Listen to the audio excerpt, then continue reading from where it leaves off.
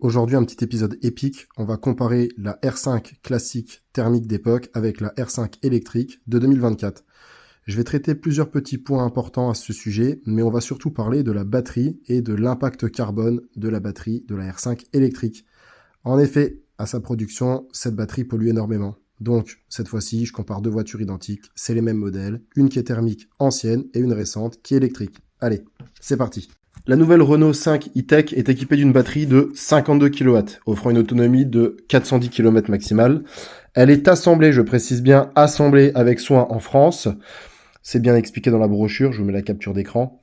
Elle se vante d'avoir au moins 80% de ses fournisseurs dans un rayon de 300 km et un poids total avoisinant les 1,5 tonne.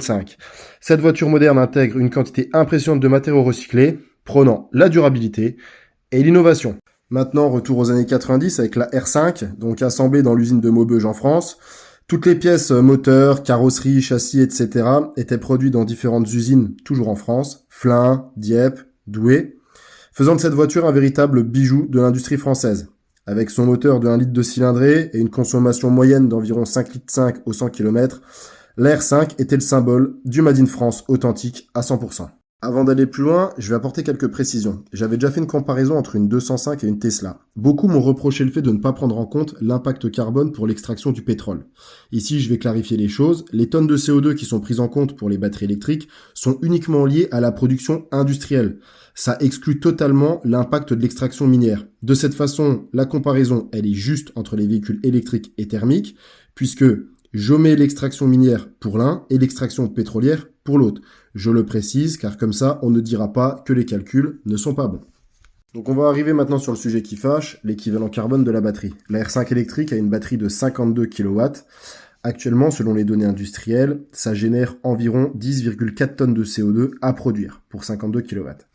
La R5 thermique, elle, pour produire autant de CO2, sachant qu'elle consomme en moyenne 5,5 litres au 100, c'est un tout petit moteur, on génère 2,31 kg de CO2 par litre d'essence consommée. Donc si on fait le calcul, pour faire 100 km par rapport à sa consommation, ça génère environ 12,7 kg de CO2. Donc pour produire 10,4 tonnes de CO2, la R5 thermique, elle aura déjà parcouru 81 868 km.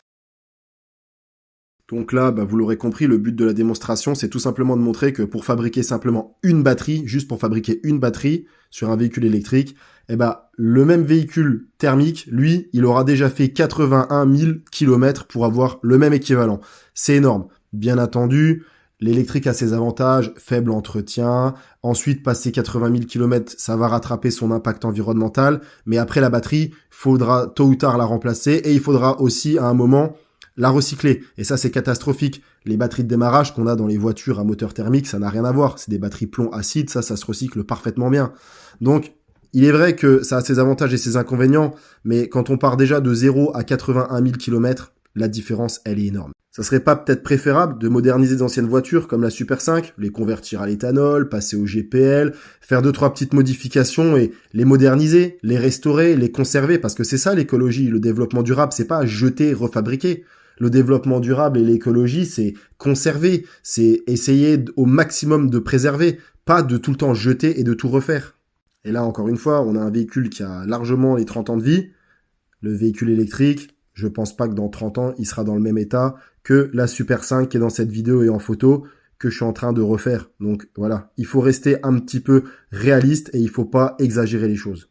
Comme on le dit souvent, la voiture qui pollue le moins, c'est celle qu'il suffit de réparer, c'est pas celle qu'on doit fabriquer à nouveau.